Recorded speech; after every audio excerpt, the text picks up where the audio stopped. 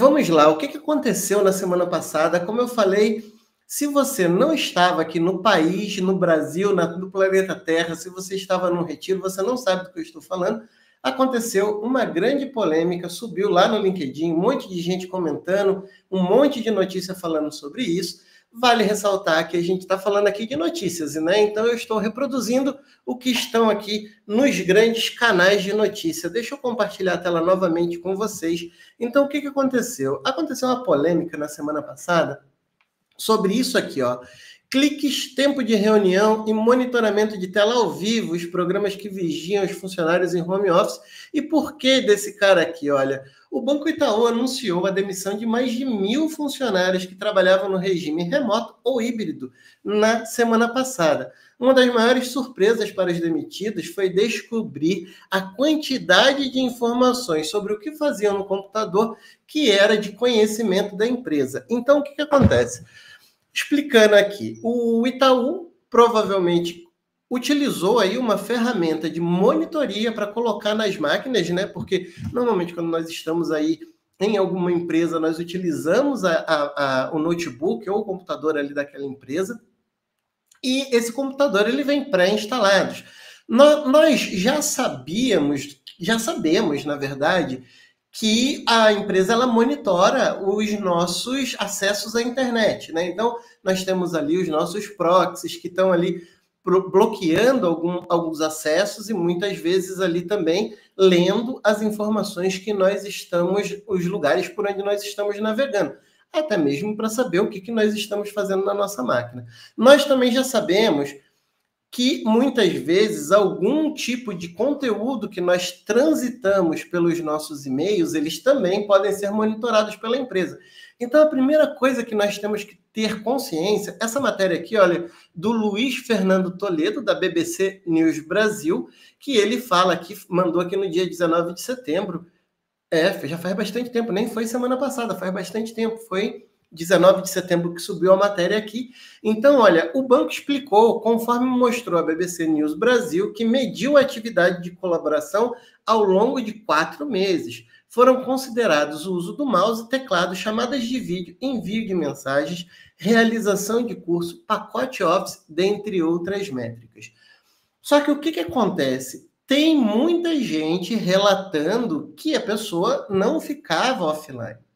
Então, a questão é, nós estamos com 2 pessoas aqui, uma de cada lado. O banco do lado de cá, falando que, olha, nós monitoramos a máquina, monitoramos as mensagens, monitoramos as videochamadas e nós percebemos que as máquinas ficavam ociosas.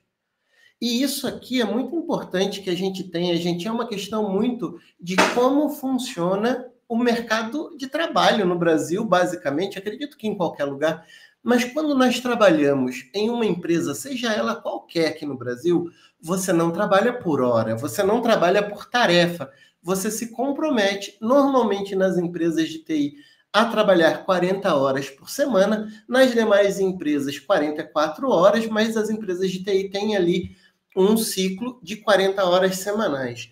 E não significa que você fez as suas atividades, você pode fechar suas coisas e ir embora.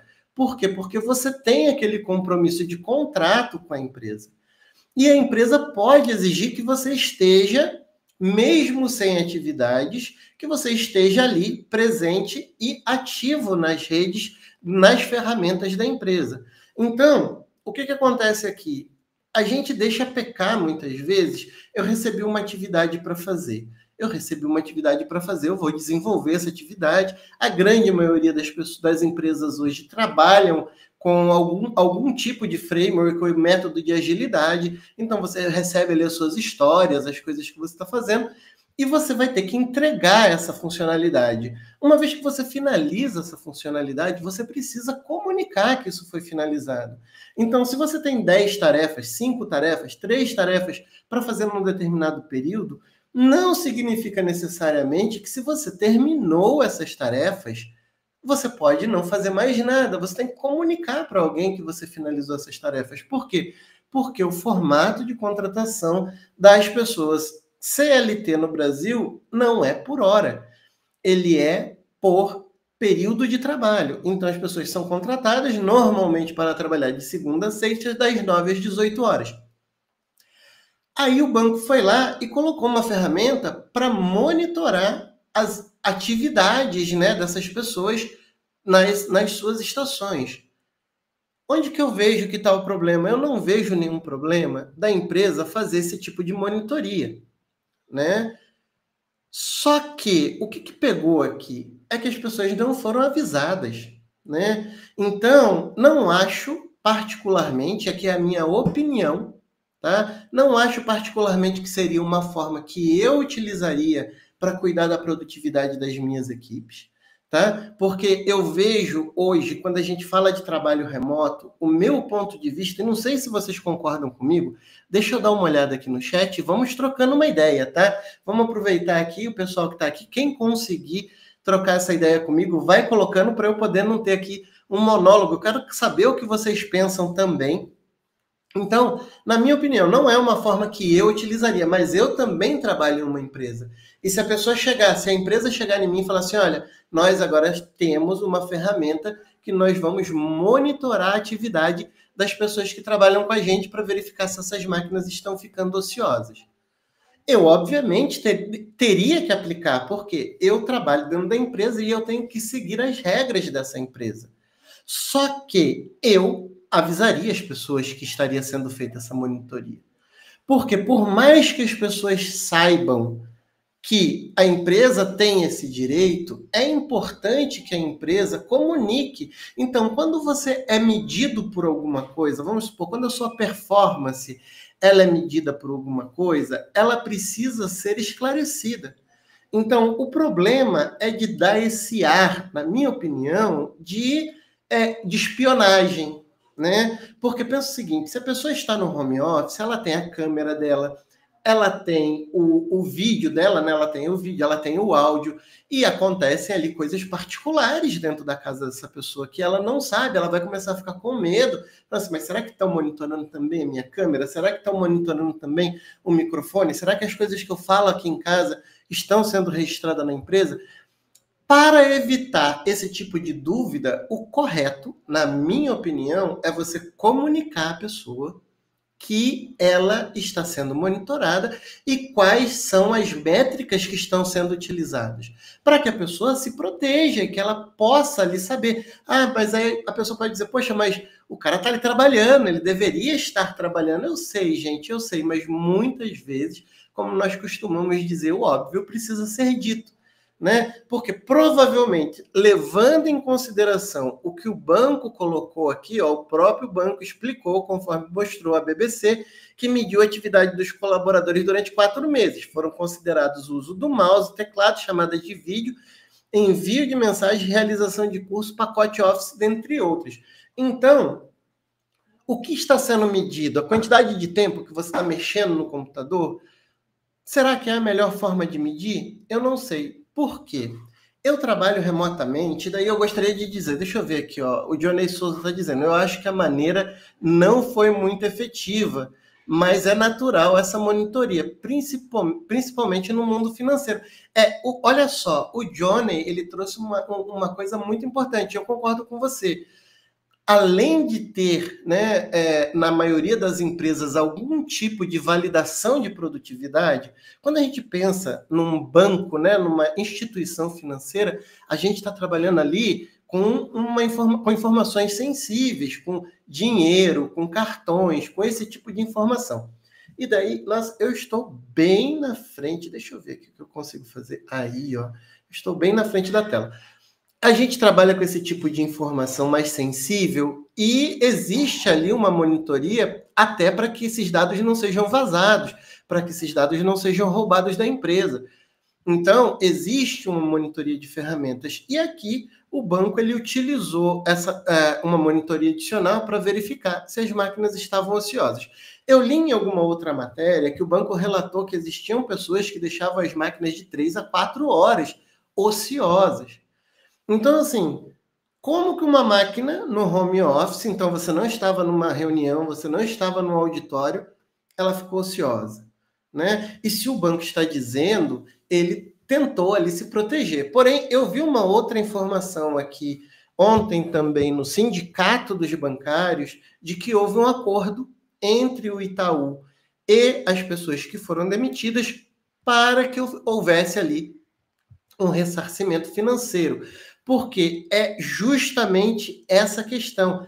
As pessoas não sabiam que estavam sendo monitoradas, então ficou esse ar de espionagem. Olha, nós monitoramos. Existe uma empresa aqui, que eu acho que é uma empresa americana, não tenho certeza se ela é americana, ela é a Crossover, e essa empresa, ela já fala ali na entrevista que existe um processo de monitoria da estação enquanto você está trabalhando. Então, esse processo de monitoria é dito, é claro, a pessoa, inclusive, ela pode dizer, não aceita essa vaga. Eu não aceito essa vaga porque eu não quero essa monitoria dessa forma. A pessoa tem essa opção. Se a empresa não fez isso na contratação porque não tinha essa ferramenta, mas aconteceu depois, ela precisaria comunicar isso depois. Esse é o meu ponto de vista. Agora, é a melhor forma de medir a produtividade? Porque a pergunta que não quer calar, né? Quem eram os líderes dessas pessoas que teoricamente, que supostamente ficavam 3, 4 horas ociosas? Porque trabalhar remotamente, no meu ponto de vista, não é só simplesmente chegar lá e largar, dar um computador para a pessoa, mandar ela para casa, jogar um monte de tarefa para ela no board e falar, trabalha aí. Né? Porque as pessoas precisam de algum tipo de orientação. Eu trabalho remotamente há 3 anos antes da pandemia.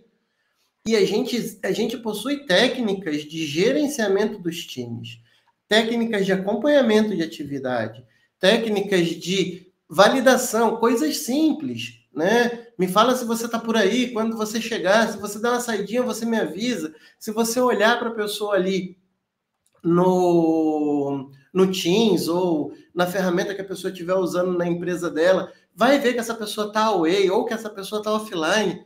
Então, assim, existe sim uma má-fé dessas supostas pessoas que ficaram offline, no meu ponto de vista, né, que ficaram ociosas ali, supostamente ociosas por algum tempo, mas existe um problema de gestão, né?